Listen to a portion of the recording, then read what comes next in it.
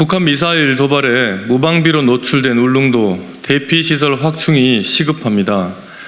북한이 지난 2일 8시 51분경 동해상으로 탄도미사일 3발을 발사했습니다. 특히 발사한 미사일 3발 중 한 발이 울릉도와 독도를 향해 울릉도에 공습경보가 발령되는 초유의 사태가 발생했습니다.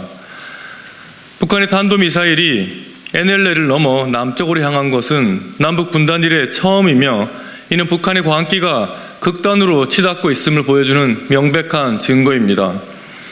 동포를 인질 삼아 미치광이처럼 미사일을 난사하며 반민족적인 전쟁 노름을 벌이는 김정은과 북한 정권을 강력히 규탄합니다. 김정은과 북한 정권의 벼랑 끝 도발이 더 세질수록 비참한 파멸의 시간도 더 빨라진다는 것을 분명히 알아야 할 것입니다. 아울러 지난 5년간 위장평화 쇼에 노란한, 그 쇼를 기획하고 연출한 문재인 정부와 민주당은 이처럼 우리 국민이 실제로 전쟁 위협에 노출되게 만든 이 사태에 대해 책임을 통감하고 국민 앞에 사과해야 할 것입니다. 저는 북한이 울릉도와 독도를 향해 쏜 미사일에 놀라고 당황했을 울릉 군민들을 만나 위로하고 울릉군의 유사시 대응 체계를 점검하기 위해 어제 급히 울릉도를 다녀왔습니다.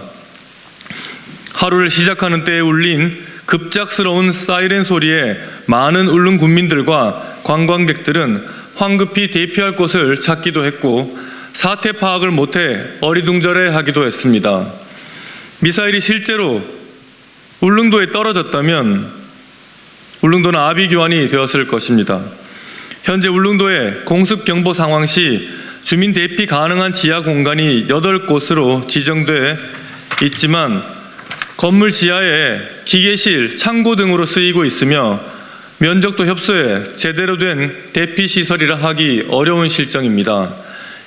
이 8개 장소에 수용 가능한 인원이 3,000여 명이라고 하는데 제가 직접 눈으로 확인했을 때 이는 과장된 수치이며 이마저 울릉도 주민의 35% 수준에 불과합니다.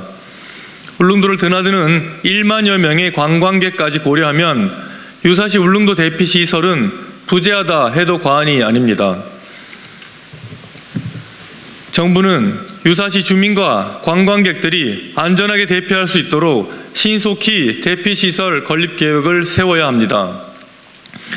일주 도로 터널을 확충하면서 벙커형 대피시설을 조성하는 것이 가장 확실한 해법입니다.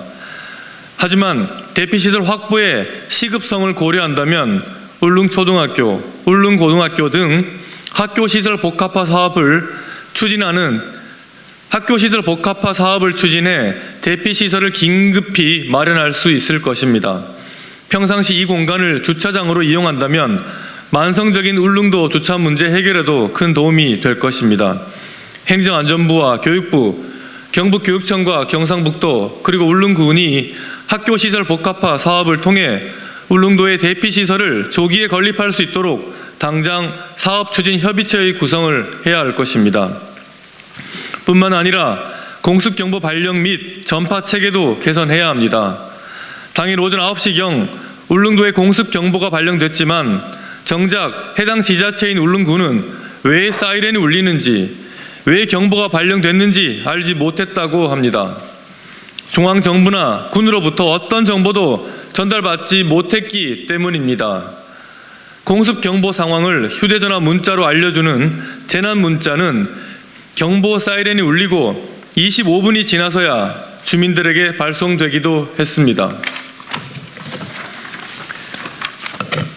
실제 미사일이 울릉도를 향해 끝까지 날아왔다고 가정하면 이미 대량 인명피해가 발생한 뒤에야 미사일이 날아온다는 정보를 알린 셈입니다. 정부는 적의 공습 상황 발생 시 국민에게 정확하고 신속하게 정보를 전달할 수 있도록 상황 전파 체계를 점검하고 미비 사항은 즉시 보완해야 합니다. 특히 군과 정부와 지자체 간 전달 체계가 어떻게 설계되어 있고 실제 정상 작동하는지 철저히 점검해야 합니다. 뿐만 아니라 울릉도의 의료 인력 부재 상황도 조속히 개선해야 합니다. 가장 가까운 육지와도 160km나 떨어져 있는 울릉도의 유일한 의료기관은 보건의료원뿐입니다.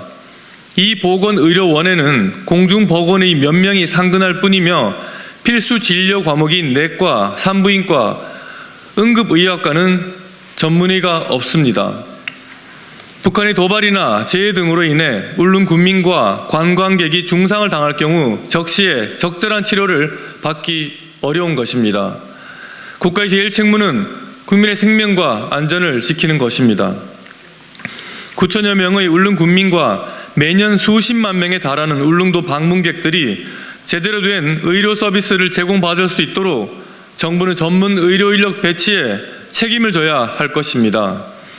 신속한 영공수호 대응을 위해 울릉공항 활주로 연장도 적극 검토해야 합니다. 울릉도와 독도는 환동의 중심지에 위치한 전략적 요충지로 유사시 우리 군 자원이 울릉공항 활주로를 적극 활용할 수 있도록 활주로 추가 연장이 필요합니다. 우리 영토 울릉도와 독도를 안전한 섬으로 만들기 위한 특단의 대책을 정부에 촉구합니다. 국회 행정안전위원회에도 서해 5도 지원 특별법에 울릉도와 독도를 포함하는 개정안을 조속히 통과시켜 줄 것을 촉구합니다. 울릉도와 독도는 서해 5도와 마찬가지로 동해 유일한 접경 지역으로서 특수한 지정학적 위치를 차지하고 있습니다.